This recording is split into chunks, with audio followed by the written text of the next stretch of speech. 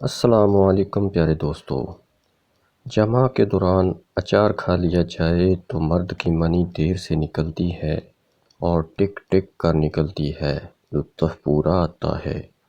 عورت نہا کر جیسے ہی واپس آئے، اگر اس کے بالوں میں ہاتھ پھیرا جائے تو عورت گرم ہونا شروع ہو جاتی ہے۔ عورت سر پر تیل لگا رہی ہو تو اس کے بائیں ہاتھ کا انگوٹھا چوس لیا جائے تو وہ مباشرت کے لیے تیار ہو جاتی ہے۔ عورت کو کیلا ہمیشہ کاٹ کر دینا چاہیے، ورنہ عورت کے اندر نفس منہ میں لینے کی عادت پڑ جائے گی۔ عورت کے سامنے کھیرا کاٹا جائے تو عورت کے اندر جسمانی خواہش ابھرنا شروع ہو جاتی ہے۔ عورت کو سری پائے کھلا دیے جائیں تو مباشرت کے لیے ترستی رہتی ہے۔ عورت کو بادام والا پانی پلا دیا جائے تو عورت کو گرمی نہیں ہوتی ہے، ٹھنڈی پڑ جاتی ہے۔ عورت کی کالی اور بدبودار شرمگاہ پر تخم ملنگا کے پتے مسلے جائیں تو شرمگاہ سرخ اور خوشبودار ہو جاتی ہے۔ عورت کو چٹپٹی چیز کھلا دو، عورت میں شہوت طاری ہو جائے گی۔ عورت کو ٹماٹر کھلا کر مباشرت کی جائے تو عورت بہت جلدی فارغ ہو جاتی ہے۔ جمع کے دوران جس عورت کو پسینہ زیادہ آتا ہے تو ایسی عورت بیٹا پیدا کرتی ہے۔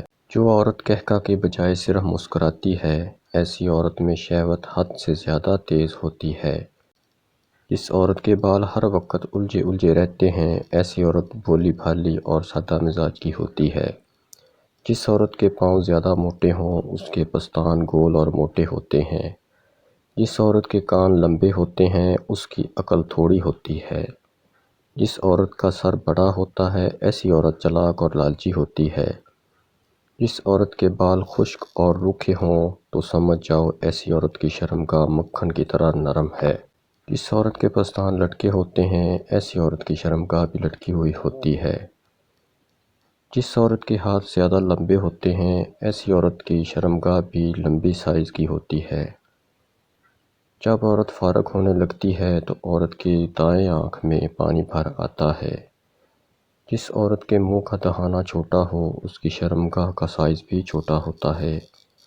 جس عورت کے منہ کا دہانہ بڑا اور کھلا ہو تو اس کی شرمگاہ کا دہانہ بھی کھلا اور بڑا ہوتا ہے۔ کچی املی کو نمک کے ساتھ کھا کر جمع کیا جائے تو مرد کی منی گوند جیسی گاڑھی نکلتی ہے۔ عورت کی ناف میں لہسن کا ٹکڑا رکھ کر جمع کرنے سے مرد بہت دیر سے فارغ ہوتا ہے۔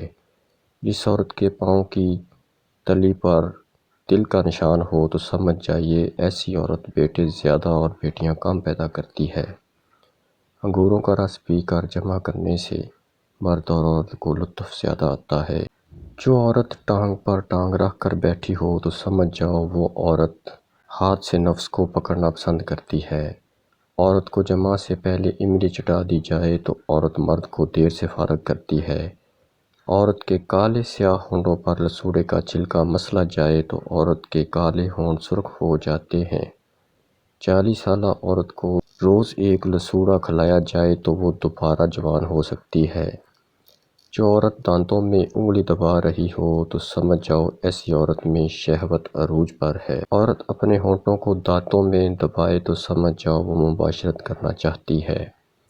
جو عورت بائیں ہاتھ سے کام کرتی ہے تو سمجھ جاؤ کہ ایسی عورت کو موٹا نفس پسند ہوتا ہے۔ جو عورت دائیں ہاتھ سے کام کرتی ہے تو سمجھ جائے کہ ایسی عورت الٹا ہو کر جمع کروانا پسند کرتی ہے۔